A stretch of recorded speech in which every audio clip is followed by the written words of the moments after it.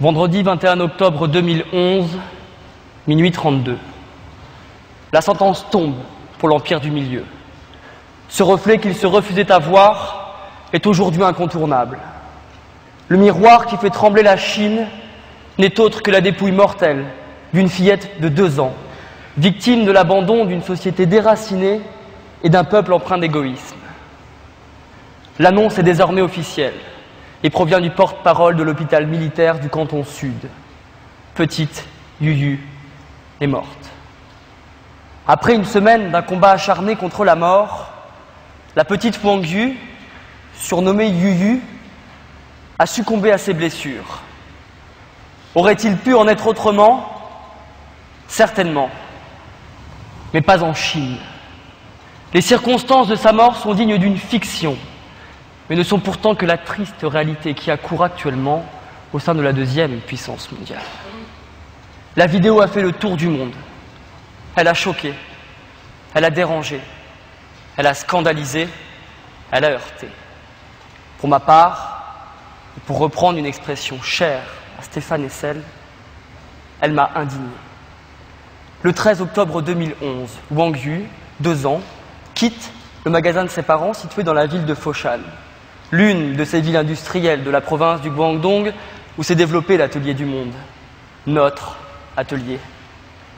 Avec l'insouciance qui caractérise un enfant de 2 ans, la petite Wang Yu, exaltée par la découverte de la marche et débordante de curiosité, échappe à la vigilance de ses parents.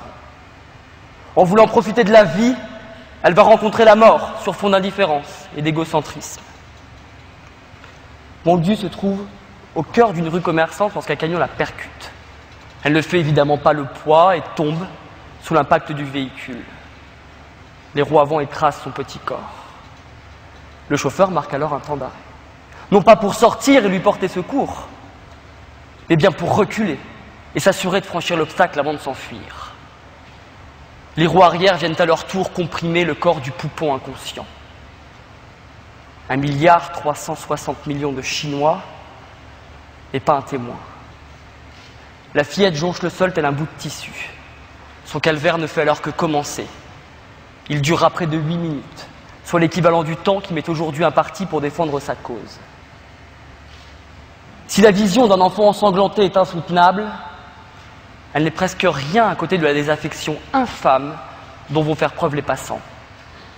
En effet, un homme passe, la voit, la regarde, mais l'ignore. Un cycliste passe, la voit, la regarde, la contourne, mais l'ignore. Une mère et son enfant passent, la voit, la regarde, l'évite, mais l'ignore. En revanche, un second véhicule ne la contournera pas.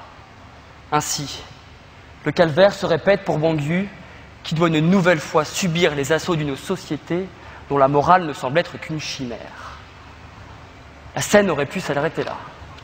Le second chauffeur aurait pu sortir de son véhicule et lui porter secours. Mais il n'en est rien. Pire, l'indifférence se poursuit, portant à 18 le cortège d'adultes qui l'ignorent. L'homme est un loup pour l'homme, disait Hobbes. Voilà une triste illustration de cette thèse. Wang Yu est désormais réduite à l'état de chiffon, un chiffon dont le sang ne macule aucune conscience, si ce n'est celle d'une chiffonnière analphabète de 58 ans. La société est tellement bien faite, les individus sont tellement conditionnés, que seule une collecteuse d'ordures ne prête attention à cette masse sombre qui encombre la rue. Elle s'approche alors de l'enfant pour la mettre à l'abri. La protéger de cette rue qui, depuis près de 10 minutes, la martyrise, nie son existence et la traite encore moins bien qu'un chien. Le corps de la fillette est désarticulé, rompu, épuisé du mal dont elle souffre, dont la Chine souffre, l'égoïsme. Alors que Yuyu s'endort douloureusement, la Chine se réveille et le monde se questionne. Comment un homme peut-il percuter, écraser un enfant et s'enfuir? Mais surtout, comment 18 personnes peuvent-elles passer à côté de cet enfant sans bouger, sans avoir le moindre sursaut d'humanité pour lui porter secours? Combien de Yuyu sont mortes sans qu'il y ait de caméra pour en fixer les images et ainsi marquer les consciences? Cette scène aurait-elle été la même si Wang Yu avait été un petit garçon et non une petite fille au pays de l'enfant unique. Après 3 décennies de réformes économiques, ayant placé la richesse, la puissance et la conquête au cœur des valeurs de la société, là où l'idéologie communiste avait tenté d'imposer un égalitarisme forcené, la Chine aurait-elle perdu toute valeur morale? La prospérité est-elle exclusive de toute forme de sensibilité et de bienveillance? Eu égard aux nombreuses réactions du peuple chinois, il semble que l'humanité ait encore le droit de citer. Alors qu'un internaute fait ses adieux à la fillette en lui souhaitant surtout de ne pas renaître en Chine dans une autre vie, un autre s'inquiète de cette société gravement malade et rajoute que les chiens et les chats ne devraient même pas être traités de la sorte. Alors, comment interpréter une telle froideur? Comment expliquer ce qui semble être, pour nous occidentaux, que de l'individualisme exacerbé? Il ne s'agit pas ici de faire le procès de la Chine, mais bien d'essayer de comprendre l'incompréhensible. Ce drame, loin d'être inédit, témoigne que le détachement face à la souffrance d'autrui n'est pas l'apanage d'une civilisation en crise, mais qu'il existe bien également au sein d'une civilisation croissante et renaissante. Mais ne nous y trompons pas. L'enrichissement ne profite pas à toute la population. Si l'Empire du Milieu est la 2e puissance mondiale, il n'en demeure pas moins au 127e rang en termes de produit intérieur brut par habitant. La première et principale cause de cette tragédie semble être en effet l'expansion rapide du pays. L'industrialisation et l'exode rural qui en découle ont façonné un peuple sans repères, capable des meilleures performances, au détriment de la dignité et de la solidarité.